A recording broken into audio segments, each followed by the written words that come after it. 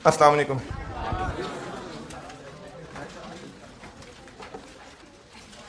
दुरूद शरीफ पढ़ लें।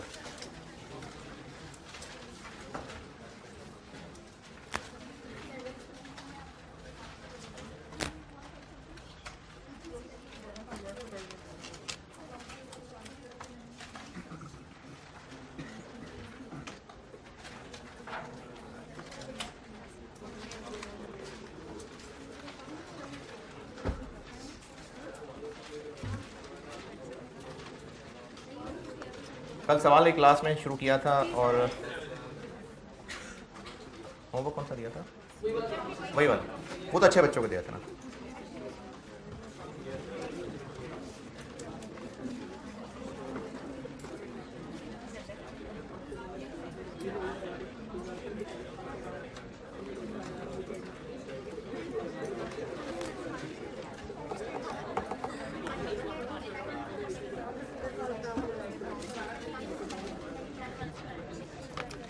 सवाल याद तो होगा नहीं, भूल भाल गए होंगे। सवाल जल्दी से दोबारा पढ़ लें। ए और बी मैंने सॉल्व कर दिया था। सवाल पढ़ लीजिए दोबारा, मैं उसकी एक समरी दोबारा बता देता हूं और फिर सी और डी करता हूं सॉल्व। क्वेश्चन नंबर 6 था ऑटम 21 का।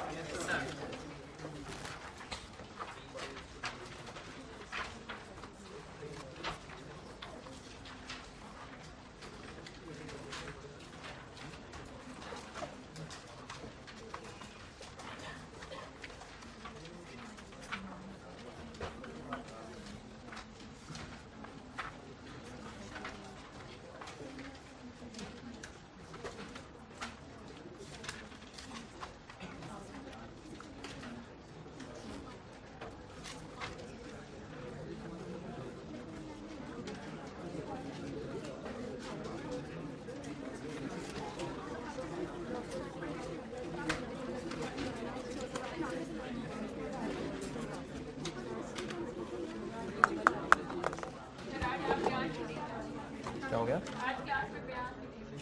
क्यों? अच्छा अच्छा अच्छा, बयान तो खैर बहुत लंबी चीज़ है। मैंने जो ठीक है इंशाल्लाह, उसमें भी टाइम निकल गया यार। बार एक बच्चा मशवरा कर रहा था, वो टाइम जो मैंने वहाँ पर टाइम बताना था वो टाइम निकल गया। चलें कोशिश करता हूँ। मुझे देखे जा रहे हैं सवाल का है, दोबारा पढ़ लें। सारा पढ़ लिया, दोबारा कर भी लिया, कोई मसला नहीं। जबरदस्त।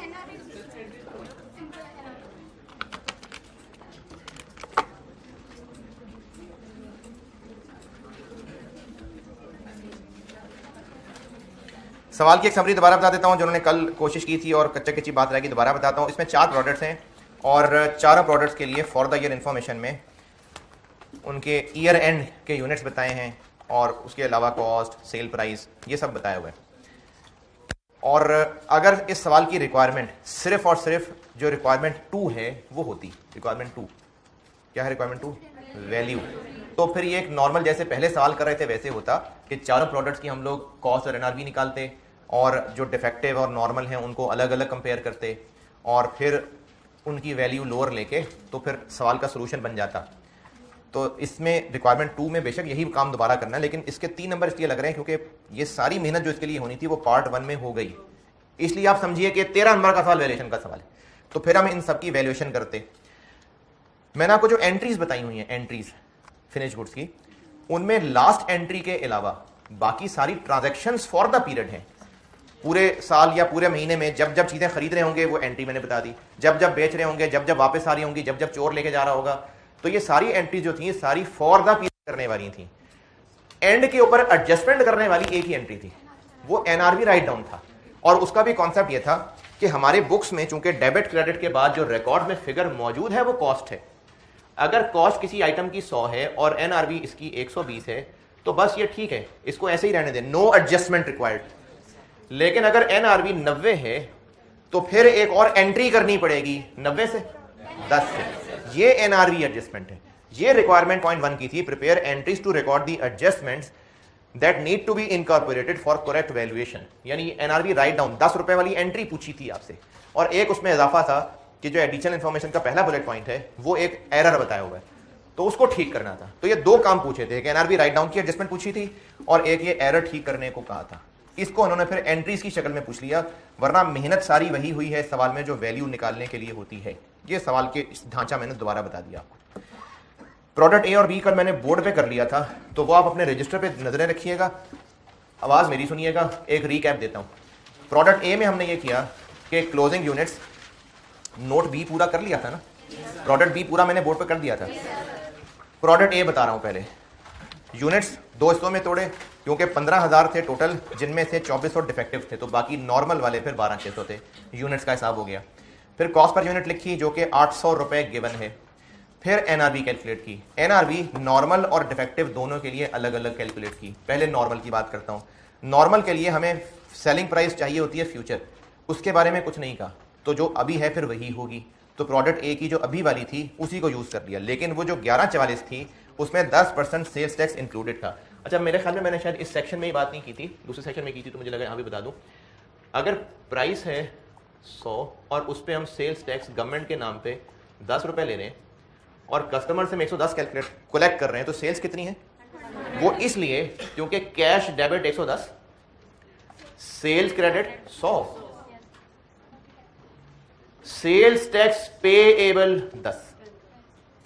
क्योंकि ये हमने कलेक्ट तो कर लिया, अब आगे गवर्नमेंट को देना है, तो वो एक अलहदा से हमारी लायबिलिटी बनेगी। सेल्स में 100 आएगा, तो इसीलिए मैंने आपको कहा था कि सेल प्राइस हमने ये नहीं ये लेंगे। तो वो जो 1144 थी वो 110 थी, तो उसको 100 बनाया और कॉस्ट टू सेल दी हुई है, तो नॉर्मल की एनआरवी आ गई 960। डिफेक्टिव के लिए बेचने के दो रास्ते थे, और जिनको दो रास्ते समझ नहीं आए तो उनको फिर बताता हूं। दूसरे बुलेट पॉइंट में लिखा हुआ है डिफेक्टिव यूनिट्स बेचे जा सकते हैं सेल प्राइस के 60% पे, एक ये बात लिखी हुई है।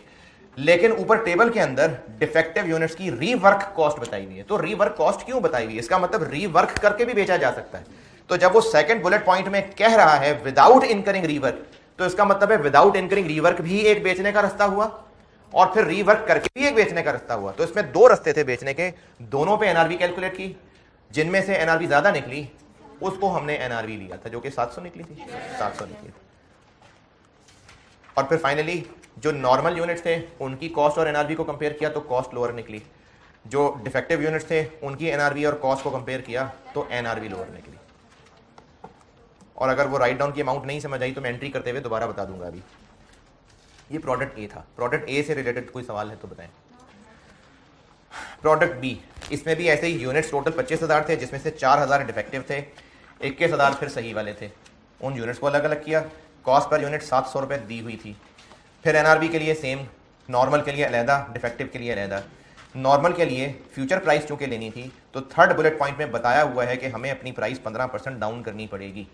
तो जो 990 थी पहले इसको 100 किया, फिर उसको डिस्काउंट कर दिया, ये आ गई फ्यूचर की selling price. Cost to sell दी हुई थी तो बी के नॉर्मल यूनिट्स की एनआरवी निकल आई। डिफेक्टिव यूनिट्स में जो अंग्रेजी लिखी है वो अंग्रेजी दोबारा बताता हूँ। डिफेक्टिव यूनिट्स के बारे में लिखा हुआ है defective units can be sold in the market at 60% of the current retail price. अब इससे एक मतलब तो ये निकल सकता है कि ये 900 का ही 60% होगा, लेकिन इसमें कॉमन सेंस ये भी लग सकती है कि अब जब नॉर्मल प्राइस ने ही गिर जाना है तो फिर डिफेक्टिव उतनी तो नहीं रह सकती ना, फिर डिफेक्टिव भी कम ही होगी क्योंकि नॉर्मल प्राइस ने ही कम हो जाना है। तो इसीलिए फिर जो हमने 60% लिया वो 900 की बजाय 765 का लिया था, क्योंकि पहले प्राइस होती थी 900 तो खराब चीजें बिकती थी 540 की। 540 नहीं कैलकुलेट किया था कि वैसे बता रहा हूं। जब प्राइस 900 रुपए हुआ करती थी तो खराब वाली इतने की बिक जाया करती थी। अब अगर ये यहां तक पहुंच जाएगी तो फिर ये अभी भी इतनी ही रहनी चाहिए नहीं, तो इसलिए इसका 60% लिया था फिर।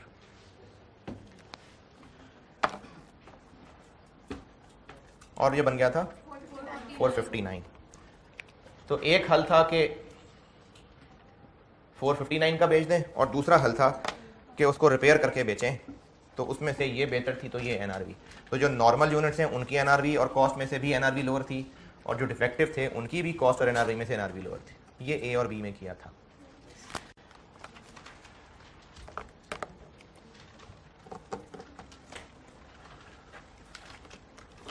प्रोडक्ट सी और प्रोडक्ट डी, जिन्होंने ट्राई की है शाबाश, बहुत अच्छी बात है, अल्लाह आपको ज़रूर उसका अजर देगा और आपको उसका ज़रूर फ़ायदा होगा, ज़रूर।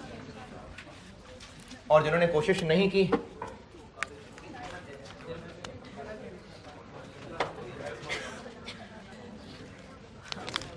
प्रोडक्ट सी के यूनिट्स डिफेक्टिव नहीं है तो इनके हैं ही सारे नॉर्मल। कितने? 5000। Cost per unit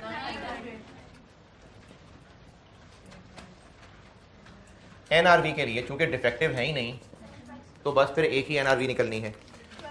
sale price जो ऊपर टेबल में दी हुई है वो कितनी है? 1320। ये 110 है, इसको 100 बना दिया और इस पे भी हमें डिस्काउंट देना है? नहीं, 1200। Cost to sell 100। तो जो सी प्रोडक्ट का क्लोजिंग स्टॉक है, ए और बी में डिफेक्टिव यूनिट थे, वो ज़्यादा मेहनत थी, सी और डी तो आसान सी बात है। तो सी है जी, अच्छा हाँ सॉरी जी, एक पॉइंट मिस हो गया। हाँ हाँ सही है, सही है। इसमें जो बुलेट पॉइंट 1 लिखा हुआ है ये बताता हूँ।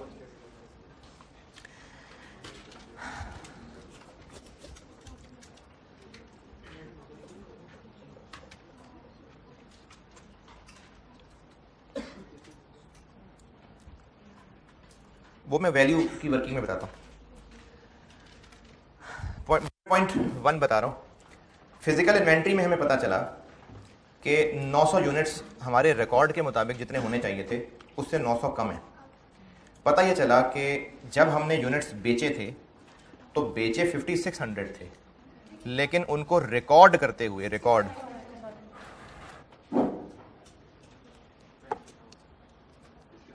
हाँ ये ना अभी वो लाइट ब्लैक हो जाती है। अब ठीक है, समझ आ गया गुरु मेरी क्या बता रहा था। हाँ, प्रोडक्ट सी के जो यूनिट्स हैं वो बेचे असल में 5600 थे, जबकि लिखने वाले ने उनको 65 लिख लिया। अच्छा, इस गलती का ये जो एरर हुआ है इसका इम्पैक्ट इस पे कहाँ है? क्यों यूनिट्स पे क्यों?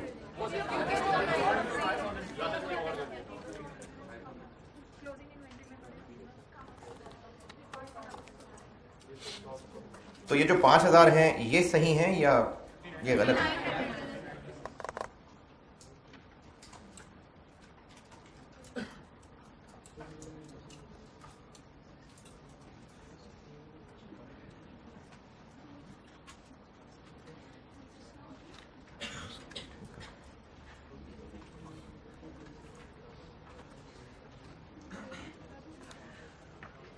तो ये जो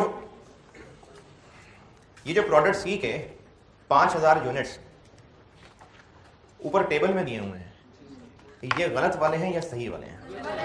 कैसे पता है गलत वाले हैं?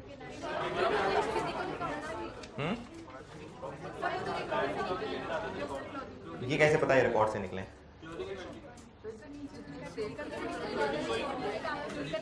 मेरा सवाल ये है कि जो ऊपर टेबल के अंदर क्लोजिंग इन्वेंट्री में यूनिट्स लिखे हुए हैं, ये कैसे पता कि ये रिकॉर्ड से लिए हुए हैं या फिजिकली गिने हुए हैं?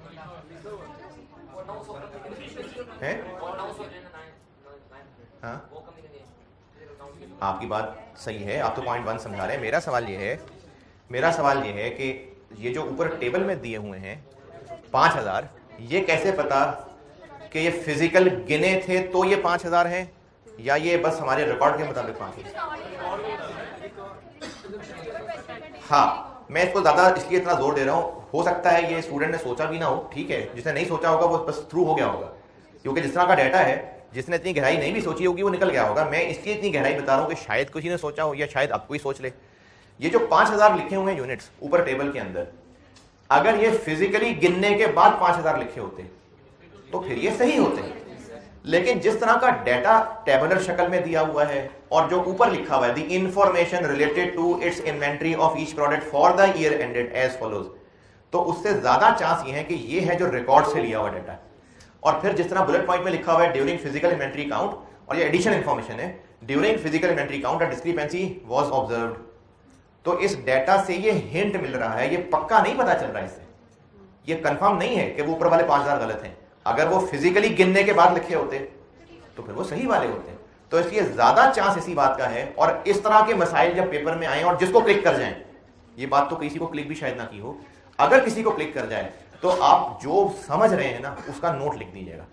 जैसे मैं अगर इसको सॉल्व करता और मेरे ध्यान में दोनों सवाल आ रहे हैं तो मैं नोट लिखता कि मैं अज्यूम कर रहा हूं कि जो ऊपर टेबल वाली फिगर है वो रिकॉर्ड वाली फिगर है, क्योंकि अगर एग्जामिनर ने दूसरी बात सोच के सोल्यूशन बनाया होता, आपके इस नोट की वजह से वो सोचने में मजबूर होता कि अच्छा ये मतलब भी निकल रहा है इसका। फिर, और ये मैं आपको ऑफिशियल वर्डिंग बता रहा हूँ आईकैप की, कि फिर वो लोग आपस में डिस्कस करते हैं, पूरी टीम होती है, और इस डिस्कशन के बाद अगर ये कंक्लूजन निकले कि हाँ ये मतलब ही बनता है, तो फिर सब के सोल्यूशन, सब नहीं मतलब जिन्होंने भी उन अल्टरनेटिव्स पे किया होता है सबको ठीक माना जाता है। तो इसलिए जहां भी सवाल में कोई भी जरा से भी एम्बिग्युइटी नजर आए तो जो आप उससे अज्यूम कर रहे हैं वो नोट लिखिएगा और उसकी रीजन भी बताइएगा। सिर्फ ये नहीं कहना कि मैं ये अज्यूम कर रहा हूं, हुआ जो तो आप कहेंगे मैं इसलिए ये अज्यूम कर रहा हूं। अब आप ये कहेंगे कि जो ऊपर टेबल में डाटा है हम अज्यूम कर रहे हैं कि वो रिकॉर्ड्स का डाटा है, इसलिए वो क्लोजिंग स्टॉक के यूनिट्स गलत है। ये नोट लिखना चाहिए। अब जब यूनिट्स गलत हैं तो इसका मतलब ये फिर 5000 नहीं है। सही वाले बताता हूं क्या है, जबानी भी समझा देता हूं और फिगर लेके भी बता देता हूं। पहले जबानी समझाता हूं जो जबानी पिक कर जाए। हमने सेल्स लिखते हुए ज्यादा सेल्स लिख ली तो उससे क्लोजिंग कम हो गया होगा। सही क्लोजिंग के लिए इसको बढ़ाना पड़ेगा। तो अगर इसको जबानी पिक करते हैं तो ठीक है, बिल्कुल ठीक है, शाबाश, हो गया। और अगर इस तरह की चीज ना समझ पा रहे हो ना तो आई एडवाइस कि आप जबानी कम हो गया, बढ़ गया, जिन्होंने FAR 1 मुझसे पढ़ी थी, मैं रेशोज में एक टेक्निक सिखाई थी आपको कि अगर आपको ये समझ नहीं आ रहा कि बढ़ रहा है, कम हो रहा है, क्या रिलेशन पड़ रहा है, तो आप फिगर्स अज्यूम करके काम चला लें। जैसे मैं ऐसी फिगर्स ले लेता हूं कि ओपनिंग स्टॉक 4000 था, ये ऐसी खुद ही फिगर्स बना रहा हूं, 20000 था, सेल 19000 थी, तो क्लोजिंग बच गया 5। अब जो सेल्स है ये असल में 59 थी, हमने 6500 लिख ली।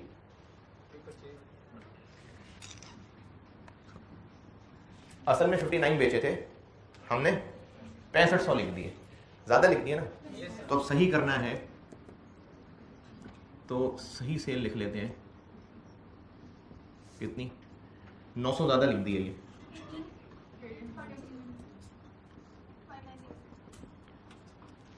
अच्छा, अभी तो आपको लगेगा कि यार आसानी से तो कर दिया था, तो लंबे चक्कर में पड़ गए। ये ना पेपर में कंफ्यूजन हो जाती है कि बढ़ना है कि कम होना है। ये बातों का बड़ा कंफ्यूजिंग पॉइंट हो जाता है कि जो 900 यूनिट्स अब हम ठीक करेंगे तो स्टॉक 5000 से 900 बढ़ जाएगा कि कम हो जाएगा। तो इस शक से बचने के लिए बता रहा हूं कि आप कोई सा डाटा ले लें और उसमें चेंज करके देख लें क्या फर्क पड़ रहा है।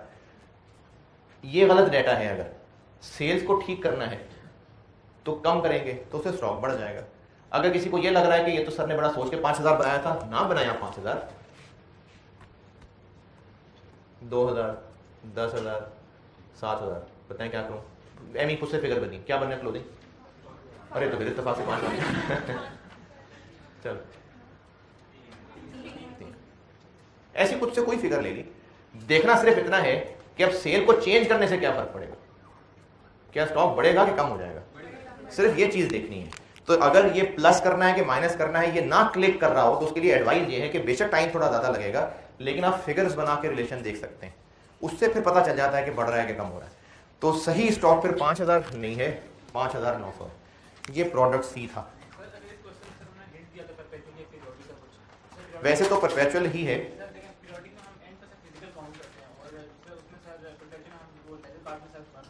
जी जी। अगर पीरियोडिक होता ना, पीरियोडिक, तो फिर ये पहला बुलेट पॉइंट करना ही नहीं बनता था। फिर डिस्क्रिपेंसी किससे आनी थी, जब कोई रिकॉर्ड ही नहीं लिखा हुआ तो बस जो पड़ा हुआ है वही है, फिर डिस्क्रिपेंसी किस बात की आनी थी। तो इसलिए परपेचुअल होना था तो ये पॉइंट आया है, पीरियोडिक में आने नहीं था पॉइंट। और वो वैल्यू का पार्ट मैंने यहाँ चलाया हुआ था, ए और बी लिख दिए थे, रिक्वायरमेंट 2,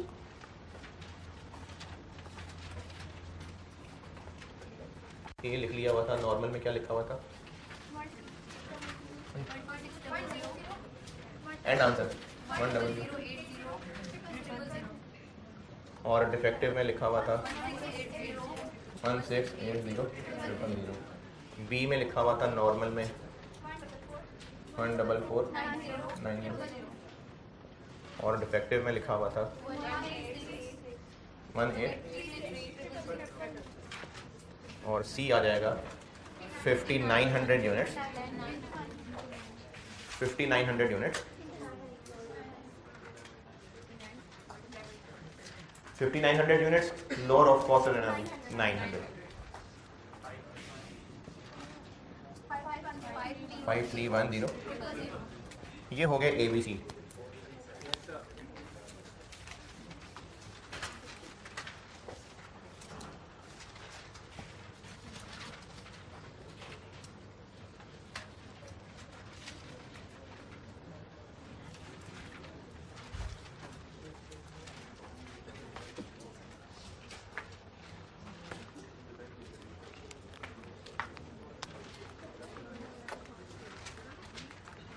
ये noted.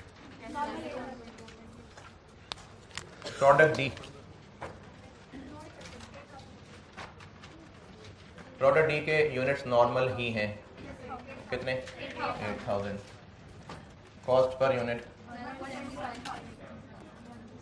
1275।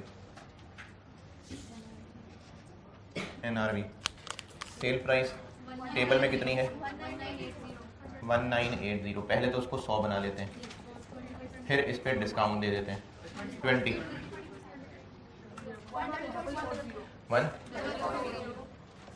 Cost to sell 110।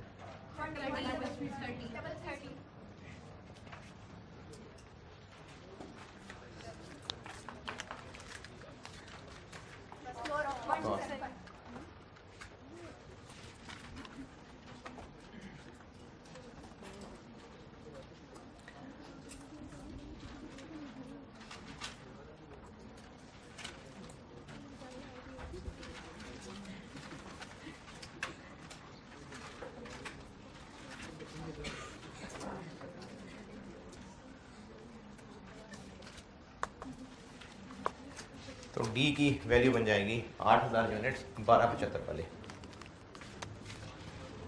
8000 units 1275 वाले 10।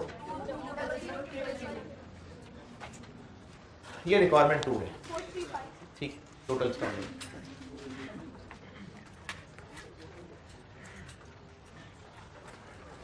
डबल एंट्री समझाता हूँ।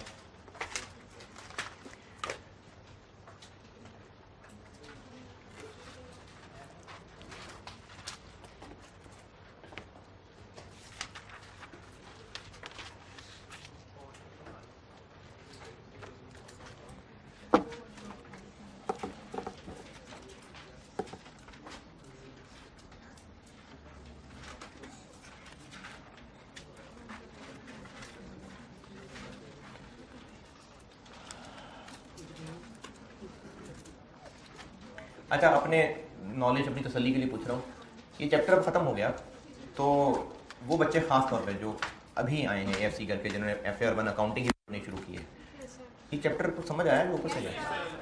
नहीं, आप तो पुराने लोग हैं, मैं FA-FC वालों की बात कर रहा हूँ जो AFC करके आए हैं और अभी उन्होंने अकाउंटिंग शुरू ही की थी, हैं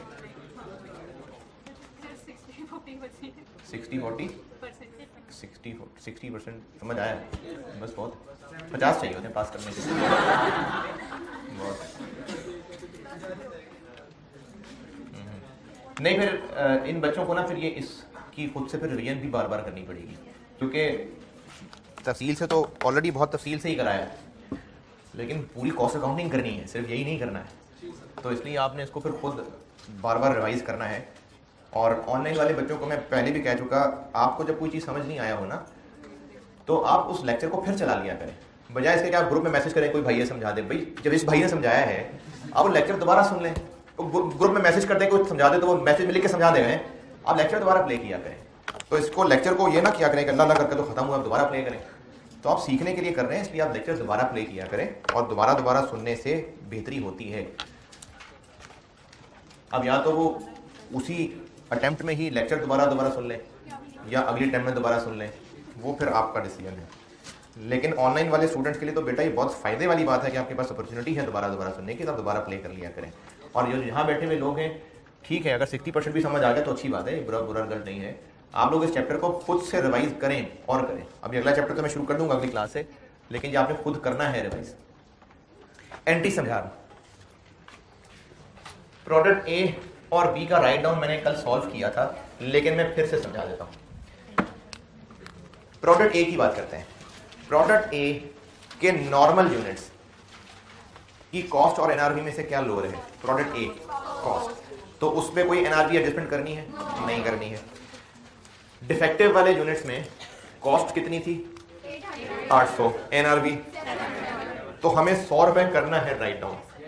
राइट डाउन की एंट्री होती है कॉस्ट ऑफ सेल्स डेबिट और इन्वेंट्री क्रेडिट। और चूंकि प्रोडक्ट्स अलग अलग है ना, तो आप ये बात कह दें, जब प्रोडक्ट्स अलग हैं तो उनकी इन्वेंट्री यकीनन अलग अलग ही रखी होगी। तो ये मैं आपको ए इन्वेंट्री की बात कर रहा हूँ। अच्छा, फिगर कैसे निकालें? खराब यूनिट्स कितने थे और इस पे हमने 100 रुपए को डाउन करना है। ये हो गई ए की NRV adjustment.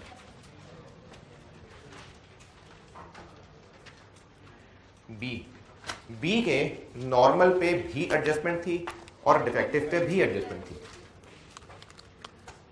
Cost of sales debit और फिनिश गुड्स इन्वेंट्री बी, ये क्रेडिट कितनी?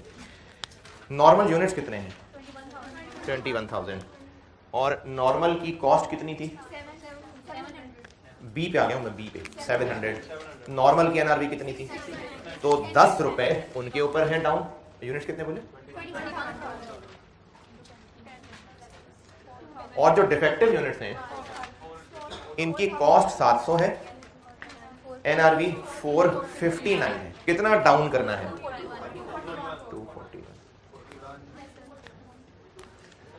241 ना जी, 11 ये ए और बी की एनआरवी एडजस्टमेंट है और सी और डी दोनों की कॉस्ट ही लोअर थी। अभी आ रहा हूं। एनआरवी एडजस्टमेंट बताइए मैंने।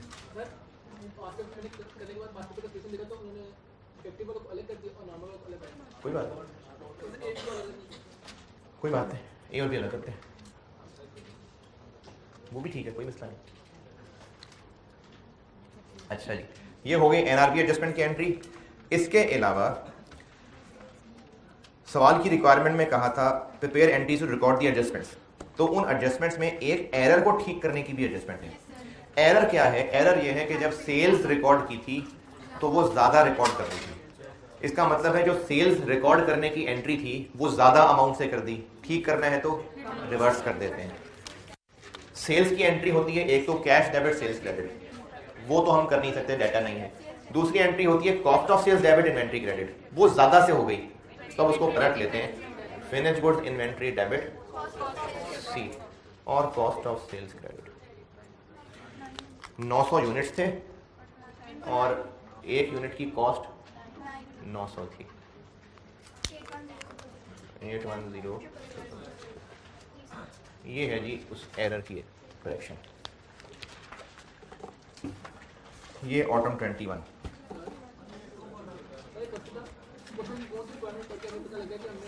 पहले किया हुआ वो किया हुआ, और जैसे पहले हमने प्रोडक्ट एक यहाँ से देखे तो पहले हमने जो डिफेक्टिव है उसको हमने एनआरवी 700 लिया हुआ रिवर्ट वगैरह निकाल कर, तो टेबल है उसके अंदर भी अगर हम डायरेक्टली देखें तो एनआरवी 700 ही बनती है। कैसे 700 बनती है? जैसे सेल प्राइस लेस रिवर्ट और लेस कॉस्ट ऑफ सेल मैंने कहीं तो 700 बनती है। से ए की बात कर रहे हैं। ए की सेल प्राइस हो गई कितनी थी? 1040। Yes sir. 1040 minus 80 yes sir. और माइनस 260 700। अच्छा सर हमें कैसे पता लगेगा? हमने पहले रिकॉर्ड किया हुआ तो गलत किया हुआ था। अच्छा, ये इत्तेफाक से 700 है। ये इत्तेफाक से 700 बन रहा है। असल में तो ए की प्राइस नहीं, ए सस्ती, सॉरी बी और डी सस्ता था। नहीं, आप दोबारा बोलिए। ए में आप कह रहे हैं कि जो हमने एनआरवी निकाली वो डिफेक्टिव यूनिट्स की 700 निकल आई। अच्छा हाँ, तो वो मैं आपको बता रहा हूँ ना, सवाल की रिक्वायरमेंट की वर्डिंग है prepare the entries to record the adjustments. NRV write down and pay करने वाली एडजस्टमेंट होती है, तो वो एडजस्टमेंट ही पूछ रहे हैं। अच्छा, आप ये कह रहे हैं कि इन्वेंट्री की वैल्यू ऑलरेडी कॉस्ट पे रिकॉर्डेड है, ये कैसे पता चल रहा है? अच्छा, फिर वो मजीद एडजस्टमेंट्स क्या मांग रहा है? सवाल का डाटा भी देखते हैं ना। सवाल का अगर आप डाटा देखें तो आपको एनआरवी की इंफॉर्मेशन दी हुई है और कह रहा है कि एडजस्टमेंट करें, तो किस चीज़ की एडजस्टमेंट होगी? अगर ऑलरेडी वो सब कर चुका है तो मजीद क्या एडजस्टमेंट होगी? इन्वेंट्री का सवाल है, डाटा में एनआरवी की इंफॉर्मेशन है और वो आपसे कह रहा है कि इसकी एडजस्टमेंट करें, तो सवाल के कॉन्टेक्स्ट के हिसाब से देखें वो क्या एडजस्टमेंट मांग रहा होगा। एनआरवी ही एडजस्ट करानी होगी ना। अगर उसने सारा कुछ कर लिया हुआ है तो मजीद कौन सी एडजस्टमेंट है हमारी करने वाली? सिर्फ वो सी का एरर, वो तो नहीं 10 नंबर का। तो इस सवाल के कॉन्टेक्स्ट से अंदाजा लगाया है कि एनआरवी की एडजस्टमेंट्स अभी उसने रिकॉर्ड नहीं की हुई हैं और हमसे वही करने को कहा था। सवाल आपका बिल्कुल ठीक है, मैं समझ गया, लेकिन 10 नंबर में और हम क्या करते, इसलिए हमें इसको एनआरवी एडजस्टमेंट ही समझना था। जी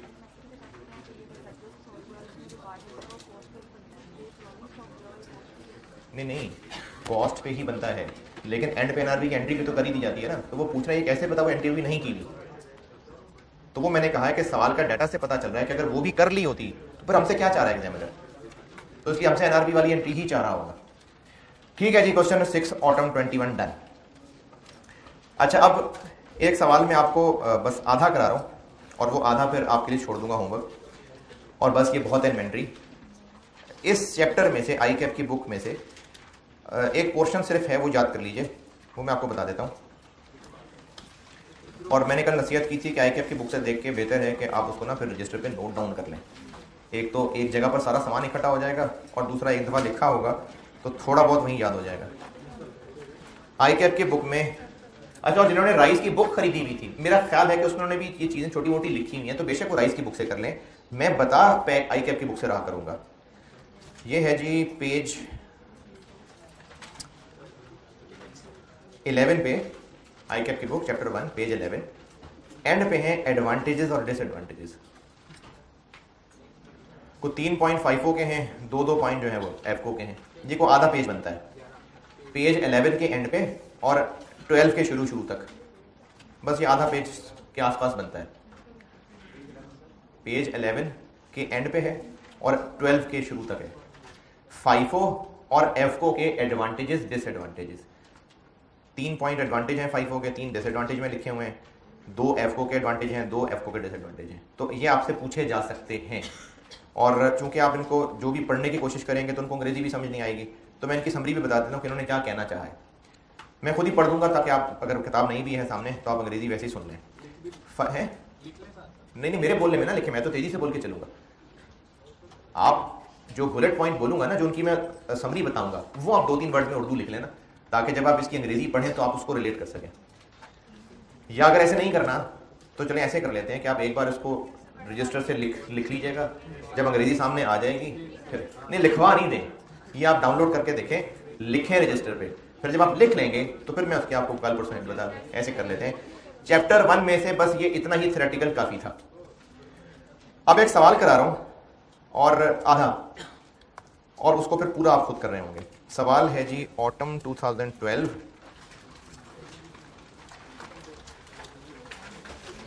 क्वेश्चन नंबर 4, और ये मैंने इन्वेंट्री वैल्यूएशन की तकरीबन सारी पास पेपर प्रैक्टिस करा दी आपको। शायद कोई एक आधा सस्ता सा सवाल रह गया हो तो रह गया हो, वरना मैंने आपको पास पेपर के सारे सवाल डिस्कस कर दिए।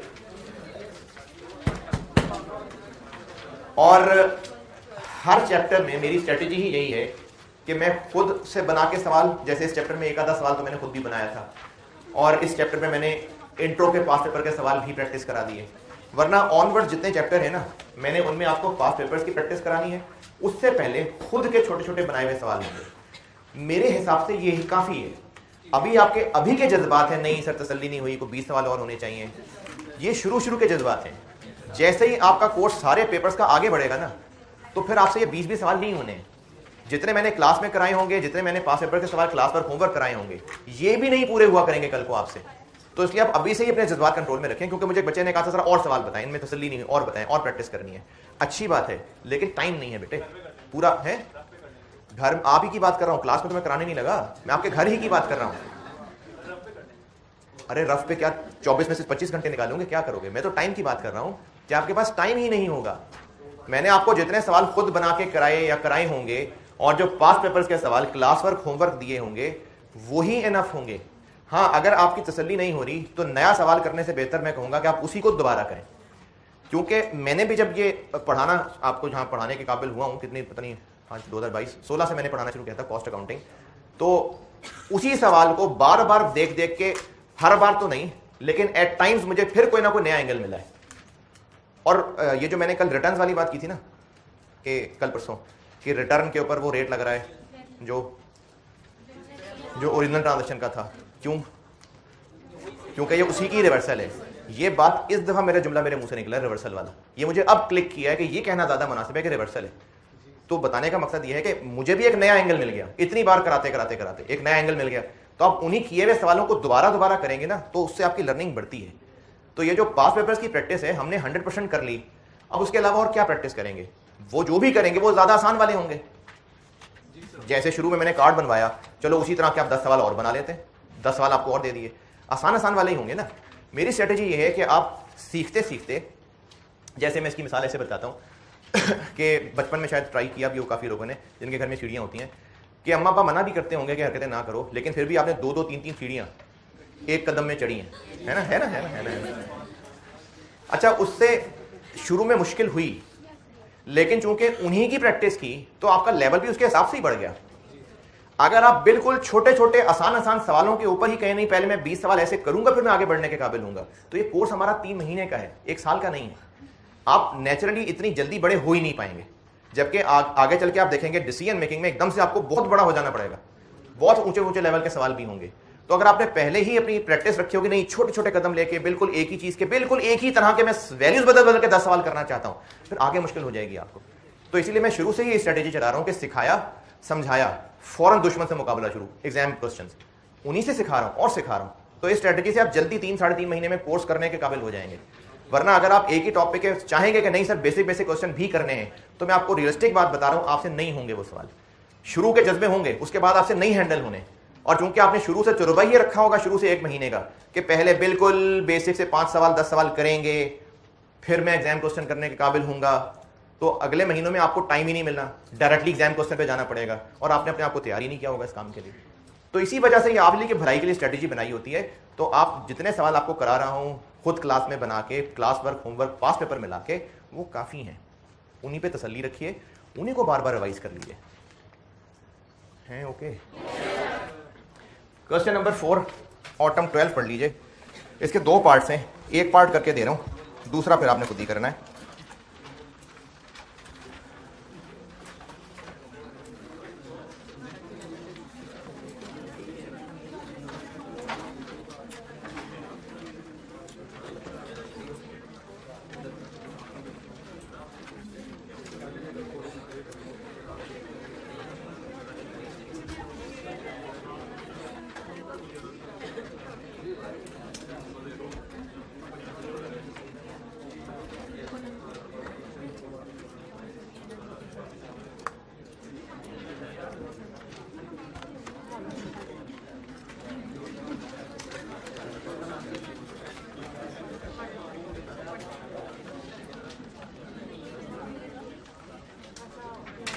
सवाल पढ़ने को कहा है भाई, पूरे पेज का सवाल पढ़ लिया।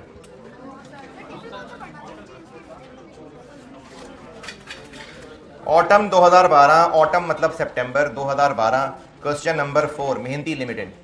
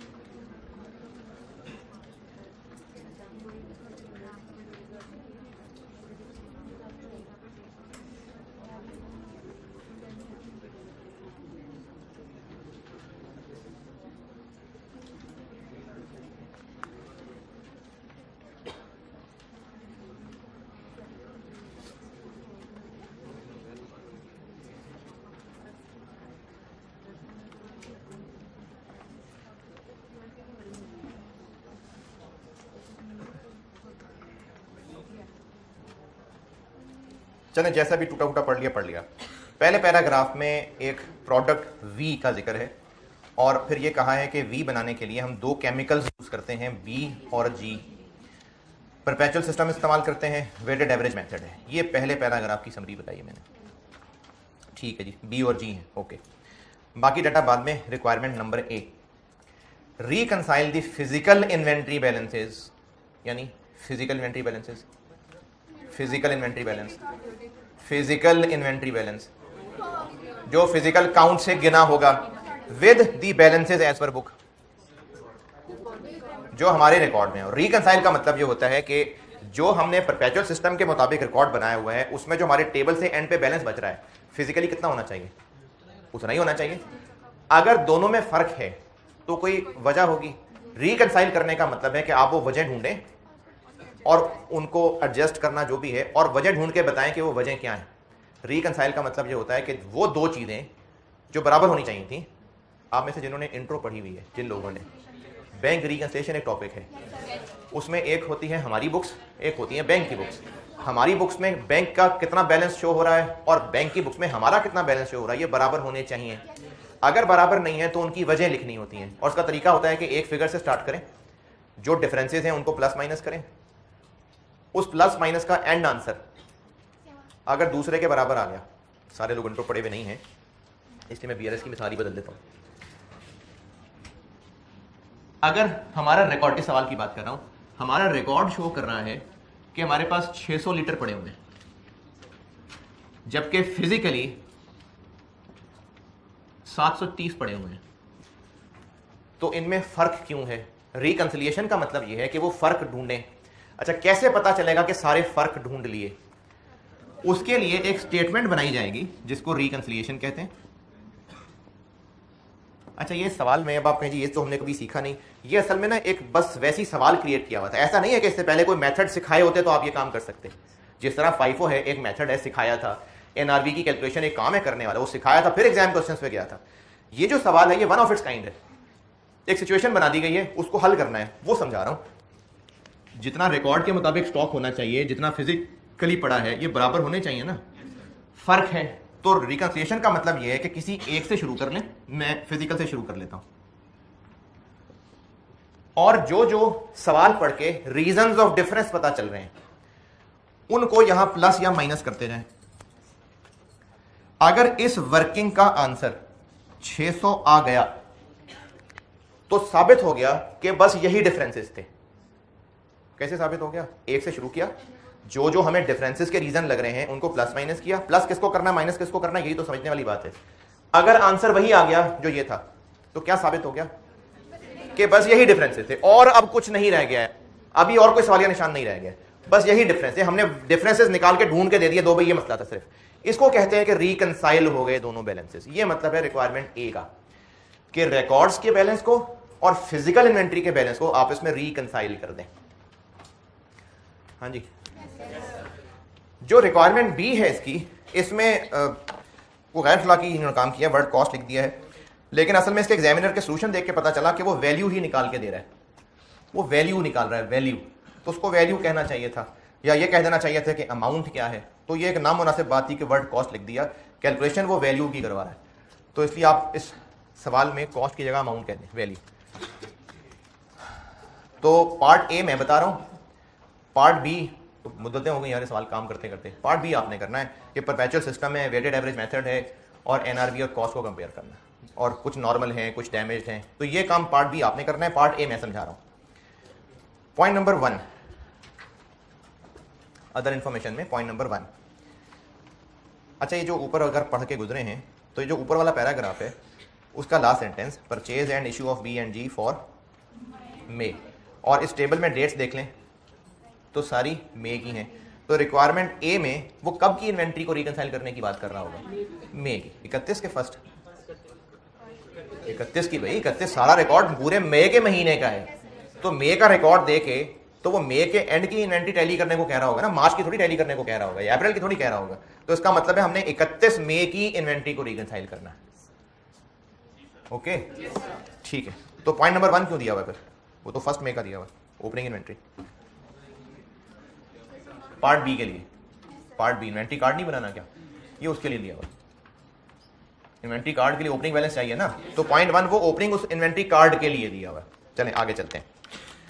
पॉइंट नंबर 2, फिजिकल बैलेंसेस बता दिए बी और जी के, 535 हैं एक के और एक के 140 हैं। बस यहां से करते हैं हम सवाल स्टार्ट।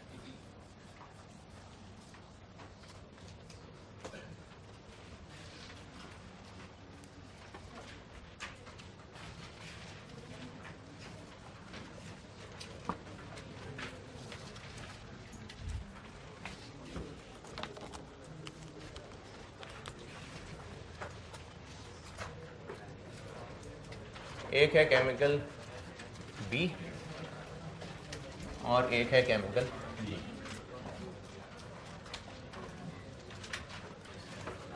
अच्छा, उसने रिकंसाइल करने को कहा है, तो हमने ये क्वांटिटीज इनकी रिकंसाइल करनी है कि अमाउंट्स? कैसे पता? क्योंकि आपको डेटा ही क्वांटिटीज का गिवन है। पॉइंट नंबर 2 में क्या दिया हुआ?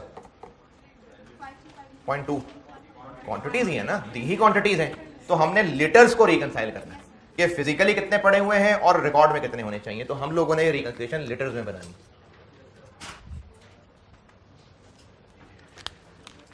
फिजिकली बी कितना पड़ा हुआ है? 535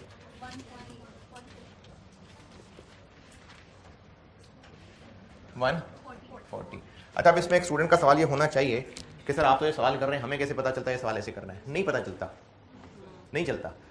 और नहीं बल्कि नहीं चल जाता उस दौर में, क्योंकि उस दौर में 2012 में पहले स्टूडेंट ने FAR 1 पढ़ी होती थी, क्योंकि ये जो कॉस्ट है ना, ये मॉड्यूल, तब मॉड्यूल सिस्टम होते थे, तो कॉस्ट आखिरी मॉड्यूल में था, और वो आखिरी मॉड्यूल बच्चा कर ही तब सकता था जब मॉड्यूल ABC पास करके आता था तो D में आता था। और जो उस वक्त FAR 1 थी उसमें इन्वेंट्री का चैप्टर था, और उसमें इस तरह के काफ़ी क्वेश्चन होते थे कि इन्वेंट्री के बैलेंसेस में कुछ फर्क आ रहा है, फिजिकल कुछ और कह रहा है, रिकॉर्ड कुछ और कह रहे हैं, तो उनको रिकंसाइल करें, ये हुआ करता था। तो चूंकि बच्चे ने इस तरह के सवाल पढ़े होते थे, इसलिए उसी स्टाइल का एक सवाल बना दिया था। आपने ये सवाल नहीं पढ़े हुए, इसलिए आपके लिए एक नई चीज़ है। तो ये आप इस सवाल को इस सवाल के हिसाब से ही बस समझ रहे हैं, यानी आप बस ये समझ रहे हैं मैं क्या कर रहा हूँ। आपके लिए इससे पहले कोई तरीका सीखा हुआ नहीं, आपके लिए वो था ही नहीं तरीका, तो आपके लिए वन ऑफ इट्स काइंड सवाल है। लेकिन ये जो मैंने यहां बात समझाई है कि हम रिकंसाइल क्यों कर रहे हैं, क्या करना है, ये बात तो समझ आई कि नहीं? पॉइंट नंबर 2 में फिजिकल बैलेंसेस दिए हुए थे, लिख लिए। पॉइंट नंबर 2 की अंग्रेजी 535 लीटर और 140 लीटर बी और जी के हैं रिस्पेक्टिवली, का यही मतलब है रिस्पेक्टिवली। स्टॉक चेक यानी स्टॉक गिनना was conducted on 1 June and 31 May for B and G respectively. यानी ये जो बी का स्टॉक गिना था, ये किस दिन गिना था? बी का 1 जून को, और 31 मई को गिना था जी का। कब का होना चाहिए था ये सारा सवाल? 31 मई का। तो ये जो बी का 1 जून को गिना हुआ है, इसमें कुछ गड़बड़ है, चलो आगे कोई ना कोई हल मिल जाएगा। लेकिन 1 जून और 31 मई में कुछ साल 2 साल का गैप नहीं है, एक शाम का ही गैप है, बस एक शाम का ही गैप है, 31 मई 1 जून। तो इसलिए हम इसे काम चला रहे हैं अभी, लेकिन आगे कुछ ना कुछ इसका हिसाब किताब मिल जाएगा। तो पॉइंट नंबर 2 में हमें अपने सवाल का स्टार्टिंग पॉइंट मिल गया, फिजिकल बैलेंसेस।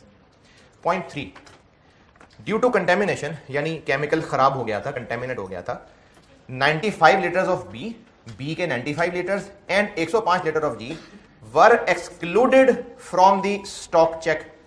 यानी ये जो फिजिकल गिनती की हुई है, इनमें से हमने ये खराब वालों को साइड पे कर दिया, इनको नहीं गिना। अच्छा, खराब है तो क्या है तो हमारे ही ना, क्या इससे पहले सवालों में हम नॉर्मल और डिफेक्टिव को अपना स्टॉक नहीं मानते थे?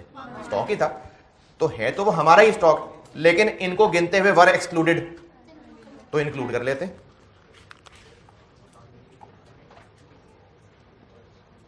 बी के कितने और जी के?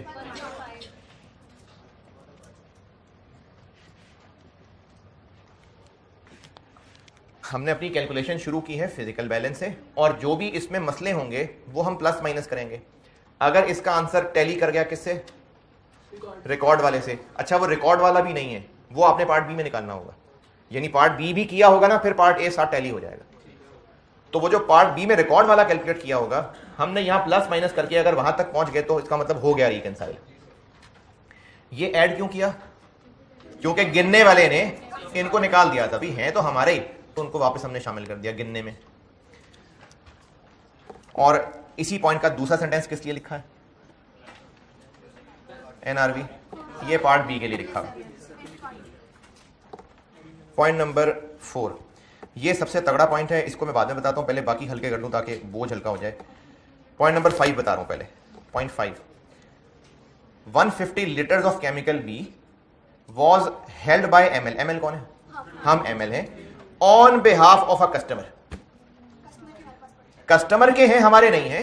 कस्टमर के बिहाफ पे हमारे पास स्टोर में कुछ लीटर्स बी के पड़े हुए थे, यहीं तक रोकते हैं इसको। तो क्या हुआ होगा? तो गिने गए होंगे, क्योंकि फिजिकली हमारे पास पड़े हुए थे, लेकिन वो हमने अमानत के तौर पे रखे हुए, क्योंकि ऑन कस्टमर्स बिहाफ का मतलब है वो कस्टमर के। फिजिकली पड़े हुए थे तो गिन लिए गए होंगे, क्या हमारे हैं? तो क्या करें? माइनस कर दें।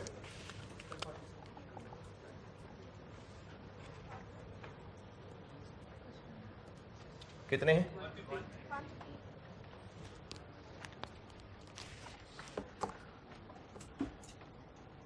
Whereas 100 liters of chemical G was held by one of the suppliers on ML's behalf. अब ये उलट है हमारे, हम ML हैं, on ML's behalf बड़े सप्लायर के पास हुए हैं, तो हैं हमारे लेकिन फिजिकली हमारे पास नहीं है, तो इसमें फिर नहीं गिने गए होंगे, लेकिन हैं हमारे, तो ऐड कर देते हैं।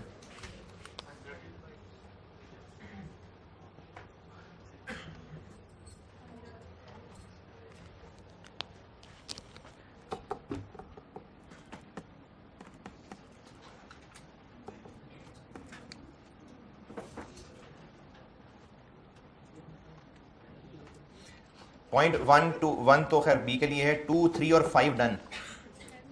पॉइंट 2, पॉइंट 3 और 5 डन।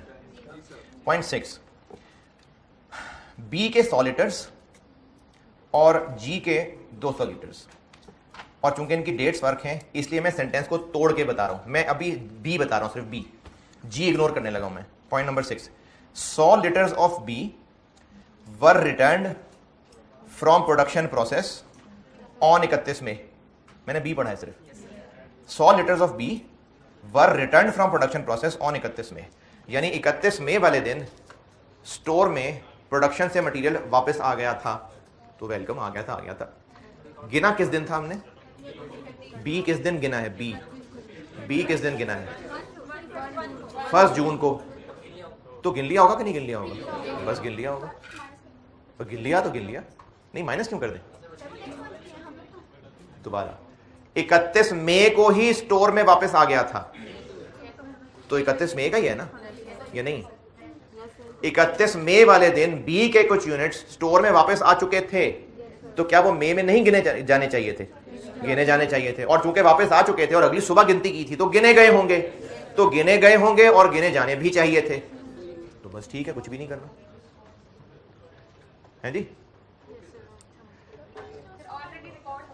नहीं, मैं रिकॉर्डिंग की बात नहीं कर रहा हूं, अभी हम रिकॉर्डिंग की बात नहीं कर रहे। मैंने फिजिकल काउंट से शुरू किया है। मैंने कहा कि जो फिजिकली गिनती की है, ये किस दिन की है गिनती? 1 जून। 100 लीटर, 100 200 किधर गए? 100 बी के 100 लीटर्स 31 मई वाले दिन ही प्रोडक्शन से स्टोर में वापस आ गए थे, तो क्या वो 31 मई के दिन स्टॉक में मौजूद होंगे? उनको 31 मई वाले दिन का स्टॉक मानना चाहिए। अगली सुबह जब गिनती की तो वो नहीं गिने गए होंगे, रातों रात थोड़ी घूमने निकल गए होंगे। वो 31 मई को अगर वापस आ गए थे तो 1 जून को वो गिने गए कि नहीं? तो गलत किया गिन के? नहीं, तो बस ठीक है।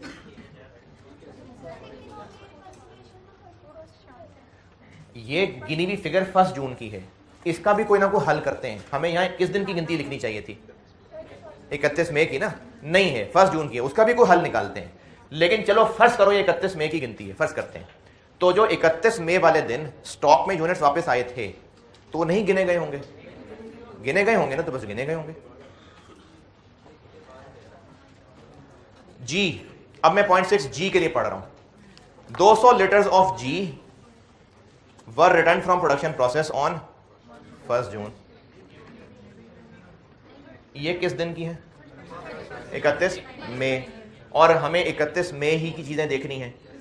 अब 1 जून को कोई वापस आ रहे हैं तो आ रहे हैं, होते रहे, वो तो अगले महीने की चीज है, तो इसलिए उसका भी कुछ नहीं करना। ये दोनों पॉइंट दोबारा सुने। पहले जी बताता हूं, जी की हम ये सारी कैलकुलेशन किस डेट को सामने रख के कर रहे हैं, 31 मई। ये 140 गिना भी किस दिन था, पॉइंट नंबर 2 में कहा हुआ है 31 मई को। तो 31 मई को गिना था, 31 मई ही का स्टॉक हम टैली करने की कोशिश कर रहे हैं। तो अगर आपको ये बता देता सवाल में कि जून में ये हुआ है, तो होता रहे भाई, हम तो मई की बात कर रहे हैं। तो अगर जून में कुछ चीजें स्टॉक में वापस आई हैं तो आती रहे, हम तो मई की बात कर रहे हैं। तो इसलिए इस 1 जून वाली रिटर्न का कुछ भी नहीं करना। ये अगले महीने की चीज होगी ना, वो जाग रहे हैं कि नहीं? केमिकल जी 1 जून को जो स्टोर में चीजें आई हैं वो तो 1 जून की कहानी है, हम तो बस 31 मई की बात कर रहे हैं। तो उनका कुछ भी नहीं करना, वो जून जब आएगा तो देखेंगे। तो पॉइंट 6 का कुछ नहीं करना। पॉइंट 7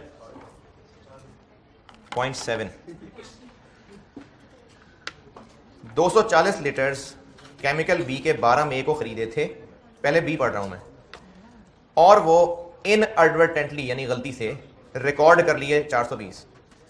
तो ये गलती किस चीज की है, लिखने की कि गिनने की? लिखने की। तो ये हमने कहां से शुरू किया है, फिजिकल। तो अब जब हम पार्ट बी में सही इन्वेंट्री कार्ड बना ही लेंगे, सही इन्वेंट्री कार्ड, तो उसका जो सही बैलेंस आ ही जाएगा, वो टैली करना है ना इससे। तो वो जो लिखने में कोई गलती हमसे हो गई है उसको मैं यहां क्या करूं, कुछ भी नहीं। तो पॉइंट नंबर 7 रिकॉर्ड करने की गलती है, उसको भी यहां कुछ नहीं करना। ओके अच्छा, अब इसका पॉइंट 4 बड़ा मजेदार है, लेकिन वो अभी टाइम नहीं है बचा आपको पढ़ाने का। पॉइंट 4 छोड़ दिया, उसका ताल्लुक इससे है। आप सिर्फ इसका पार्ट बी सॉल्व कर लाइए, और ये जो पेज आपको बांटा है, ये पेज, और वो जो ऑनलाइन वाले हैं मैंने रखा हुआ है क्वेश्चन 4 ऑटम 12 लेक्चर 16 का नाम रख के आपके कोर्स में रखा हुआ है। ये पार्ट बी करके आइएगा, इसका सोल्यूशन आप आपने टैली कर सकते हैं। पॉइंट 4 रह गया बस, ये पॉइंट 4 समझाना है बस। वो फिर मैं अगली क्लास में समझा के तो अगला चैप्टर शुरू करता हूं। और ऐसी जबरदस्त बरकत वाली क्लास है आपकी कि आज फिर मैं बात नहीं कर सका है। यही जो भी कर रहे थे, इसी का पार्ट भी यार।